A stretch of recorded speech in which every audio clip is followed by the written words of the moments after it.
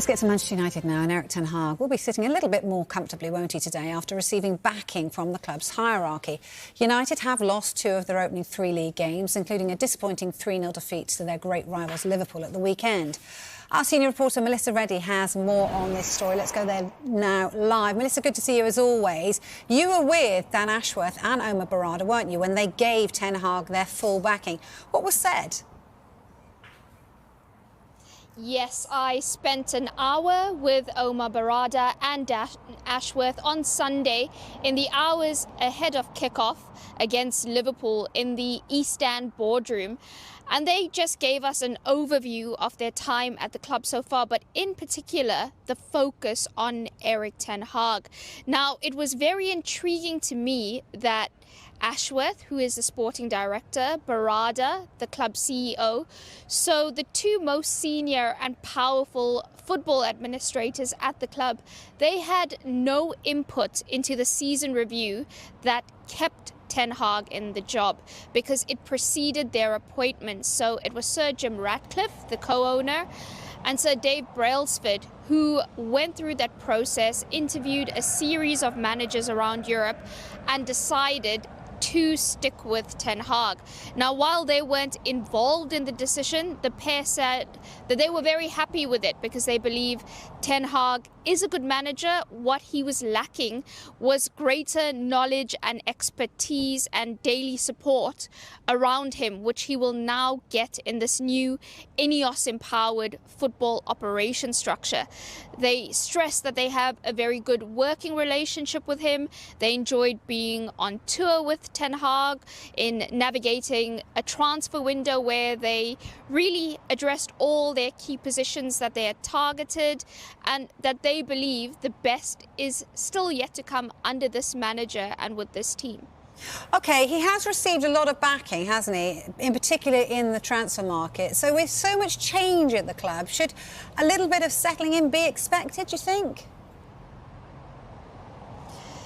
Certainly. I can understand the frustrations from fans and analysts who are looking at Manchester United and thinking they've still got the same problems as last season, especially in their structure out of possession. When that first press gets beaten, they are so easy to play against because you've got a midfield that's isolated, which was Casemiro.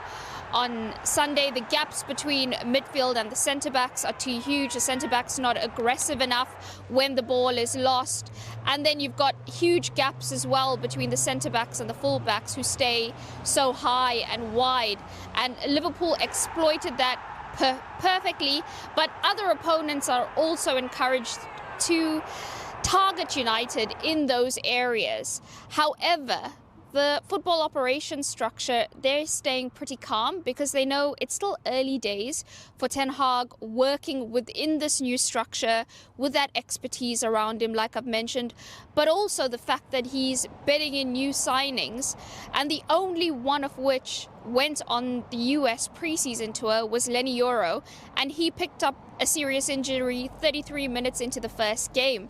So Xerxes, Mesraoui, De Ligt, Ugarte, who's only just walked through the door, they still need time to acclimatise. So they're looking at it and thinking, well, we weren't going to see a massive change in playing style because the players still need this adjustment period and to acclimatise not just to their new surroundings and to their teammates, but to those demands that Ten Hag wants.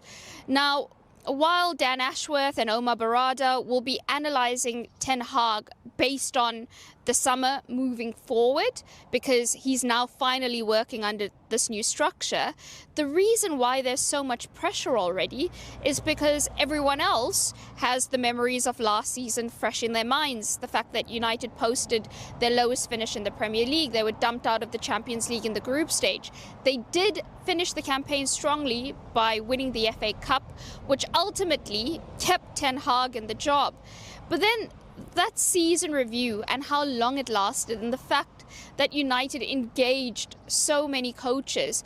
Jamie Carragher made a good point. You don't talk to other managers so openly if you're happy with who you've got currently. And that's why we're in a position where we're 3 games into the new season and it already feels like there is so much noise around Ten Hag's job security. Yeah, absolutely right. There always is. Just finally, Melissa, you also got some insights into how the club's recruitment works. What can you tell us about that?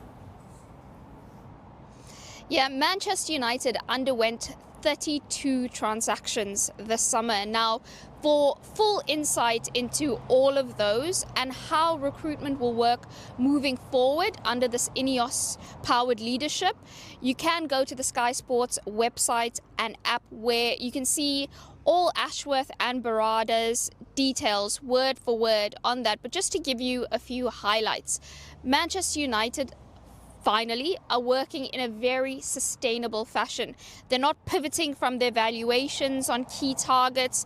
They're also managing their incomings and outgoings very closely, so they're staying within PSR brackets. They're also, in terms of selling, looking to maybe put down their valuations in pieces, but also add in buyback clauses and sell-ons, which mean not only are they getting the short-term effect of allowing a player to leave, which they've been very bad at doing in the past, but they're banking a good fee and they're also getting future benefits from that with those clauses.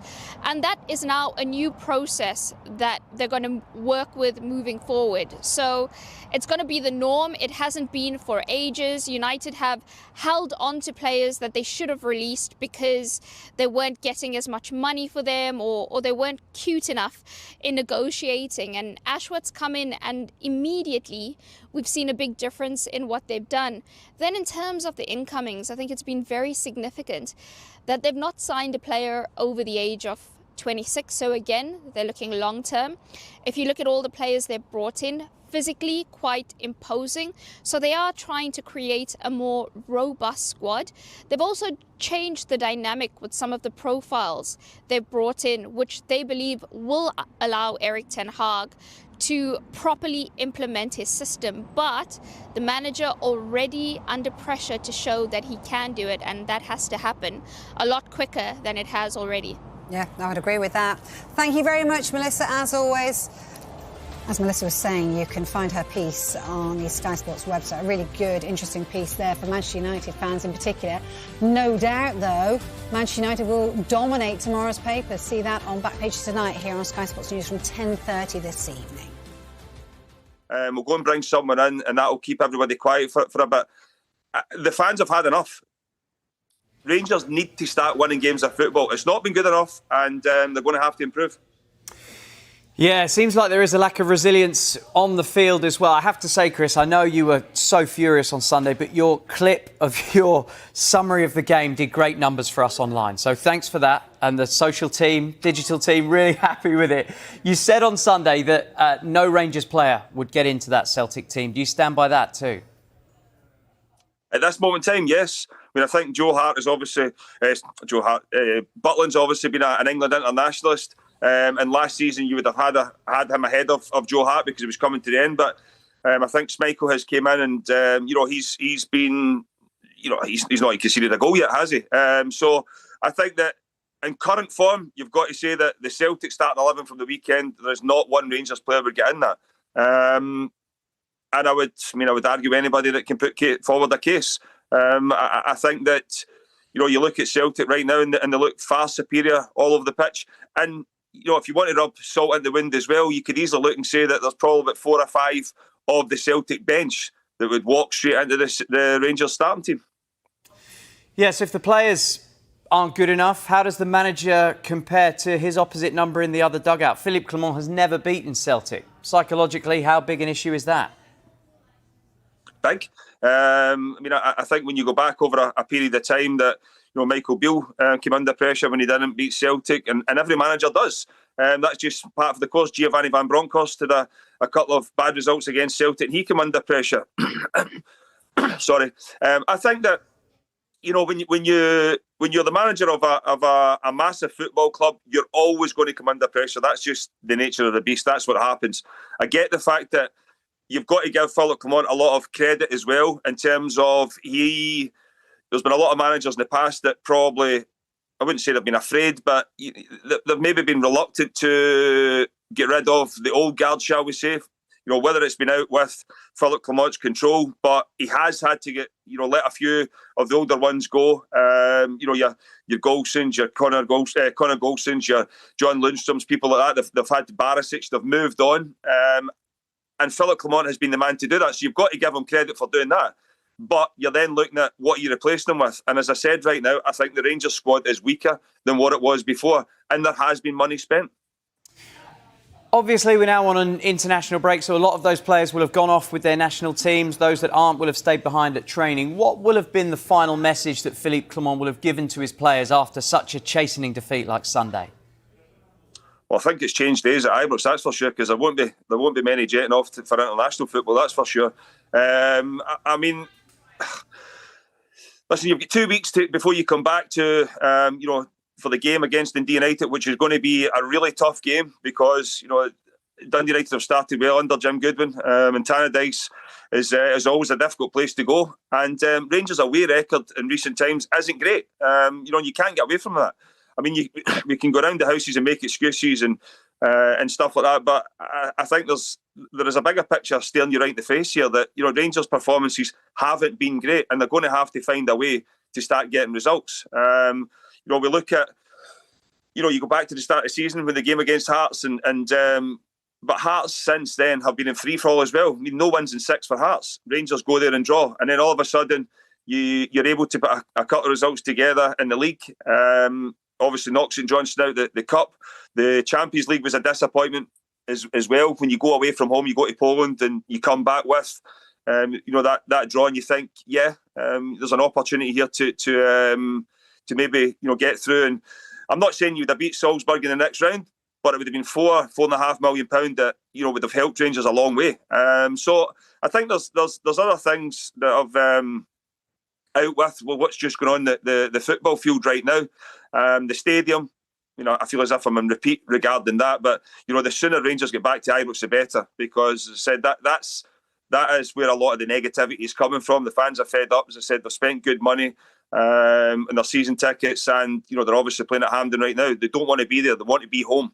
As I said, that Rangers, I think, are hoping to be back in for the Hibs game at the end of the month. So hopefully that's the case, because as I said, there's a lot of Rangers fans not happy because of that. But I think the message would be that you're going to come in for criticism. That's what happens when you play with a big football club. You're going to get criticised. I don't agree with the fans turning up at Ibrox hurling abuse at the players, because that's not needed. That's not going to help anyone. But I think that you look at Sunday, there was a structure on the field for the first 10, 15 minutes. Celtic scored that goal that was chopped off and Rangers just capitulated. So I think you've got to, there is good players in that Rangers team, but they're going to have to show it on a consistent basis. Yeah, and they're already 5 points behind Celtic in the league table. It's an awful question to ask a Rangers fan, but are Celtic already stick-on champions this year? Well, they're heavy favourites going into the campaign, and the way that started, then it's hard to put up a fight for fight against that. But listen, you never know in football. Things can change so quickly. But it would not even I can sit here and put forward a case for Rangers winning the league at this moment in time. But I think Celtic, in terms of the business, they've went about it. Brendan Rodgers seems to have a settled team, which always helps. And I don't think he's chopping and changing. He's stuck to his team. He's stuck to his principles. But that structure behind him allows him to do that.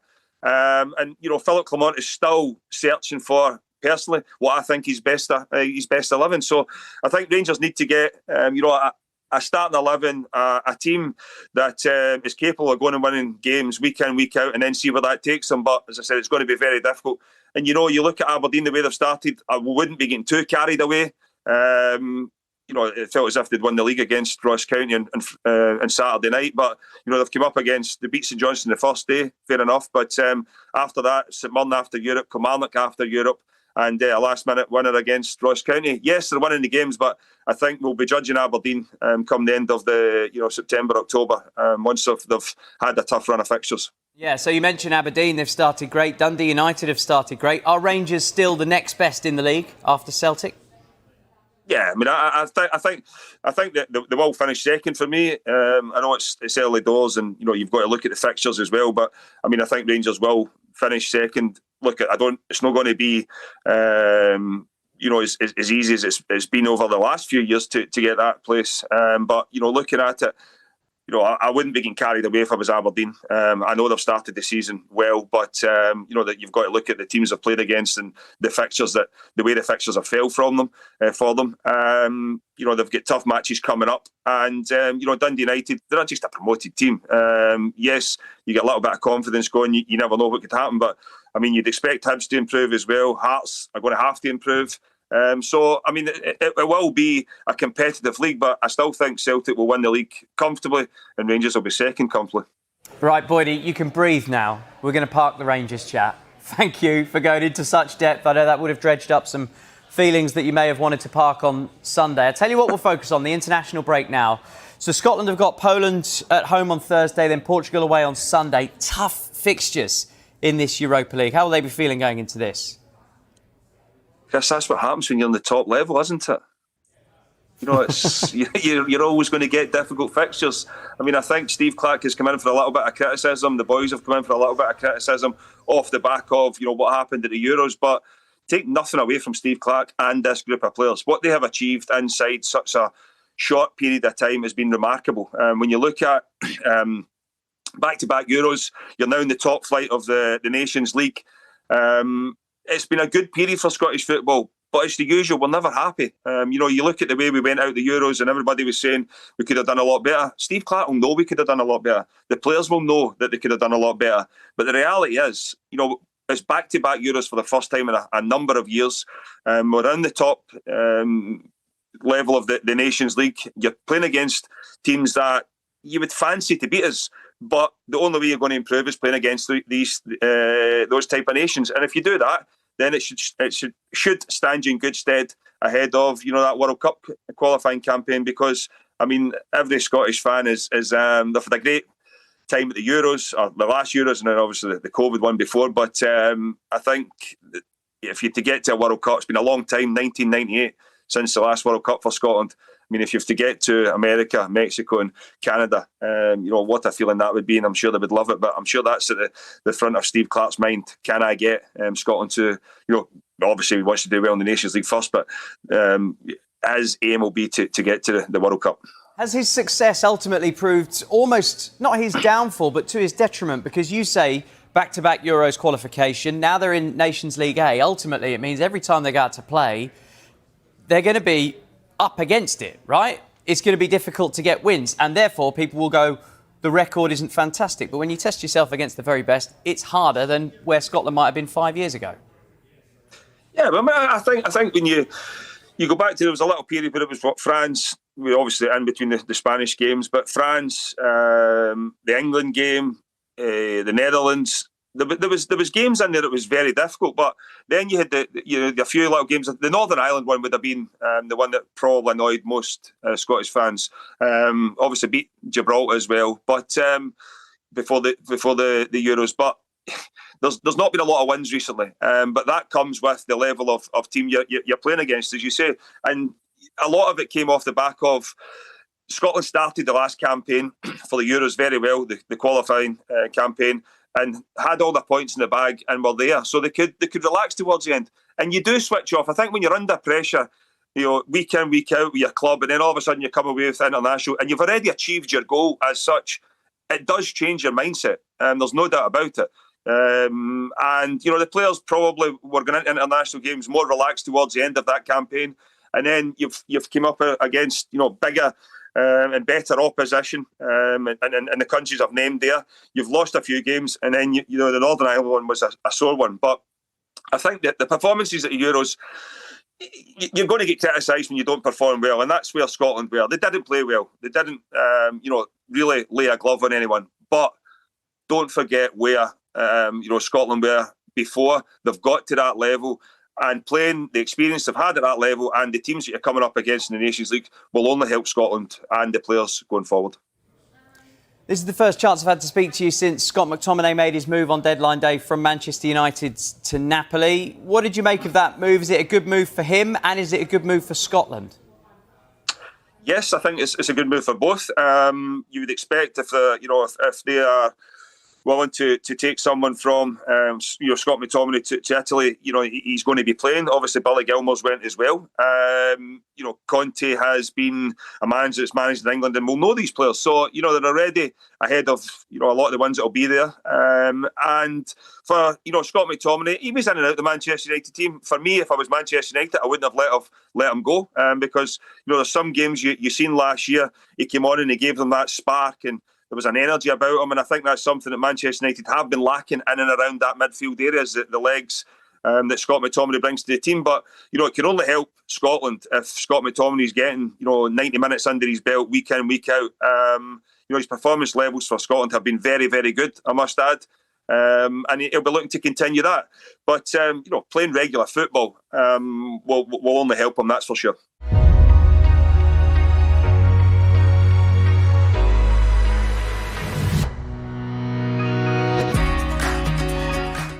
Why a 35-year-old former Doncaster Rovers player joined Manchester United. Manchester United's academy, renowned for its excellence, has made a groundbreaking move by appointing Tommy Rowe as a player coach. As one insider put it, sometimes you need a seasoned player on the pitch to give a reality check to young talents, because football is a fiercely competitive world. The noise in Premier League stadiums might drown out what players say on the field, but anyone familiar with the lower leagues knows just how ruthless football can be. The on-field chatter is often audible, and it's a constant reminder that no one wants to be on the losing side. It's a battle for survival. This harsh reality of senior football explains why Premier League clubs are increasingly welcoming veteran players into hybrid player-coach roles within their academies. Brighton was one of the first top-tier clubs to create such a position, with Dan Ashworth, now sporting director at Old Trafford, being one of the pioneers. In 2019, Brighton appointed Andrew Crofts as the under-21 player coach. Crofts, who had made 125 appearances for Brighton, was 35 years old when he joined and was seen as the perfect fit for what the club needed at the time. Ashworth described it as an innovative step, saying, "We're thrilled to have Andrew on board. The idea behind the player role is to have someone with his experience out there on the pitch, guiding our younger players and passing on the crucial knowledge he's gained during his career. The merit of these player coach roles lies in the unique perspective a veteran brings. They can coach, offer on-field guidance, sometimes a stern word, and help set high standards by showing younger players how to train and play effectively." In 2021, Manchester United followed suit by appointing Paul McShane, a product of their own academy, as a player coach.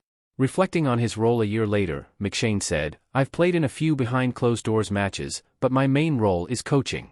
I've worked across different age groups, mainly with the under-16s, but also with the under-14s, 15s, and some video analysis with the under-18s. I've been all over the place, really. The players have responded well to my instructions on the field. I'm quite vocal, but they haven't taken my advice personally. It's not personal, it's about helping them improve. Their attitude has been great." The experiment was deemed a success, and when McShane transitioned fully into coaching, United needed a replacement. Enter Tom Huddlestone, the former Premier League midfielder with stints at Tottenham, Derby, Hull, and England. He took on the academy player coach role in August 2022, surprising those unfamiliar with United's youth setup by appearing in under-21 matches. Huddlestone was actively involved in planning meetings, organizing and participating in warm-ups with academy players, and leading parts of each training session. He even scored the winning goal for the under-21s against Manchester City in February, which went viral online. Huddlestone left United at the end of last season to join the coaching staff at Wigan Athletic, leaving United searching for their next hybrid appointment. Tommy Rowe may not be a household name, but he was identified as someone who could step into Huddlestone's shoes. The Manchester Evening News exclusively revealed in July that Rowe was under consideration, and he has now officially joined the club following the close of the transfer window. Rowe played on trial for the under-21s during pre-season and impressed United staff with his character, football knowledge, and fitness levels. A source within United's academy described Rowe as fit as a fiddle and said he was the best they've ever seen among the players brought in for the innovative player coach role.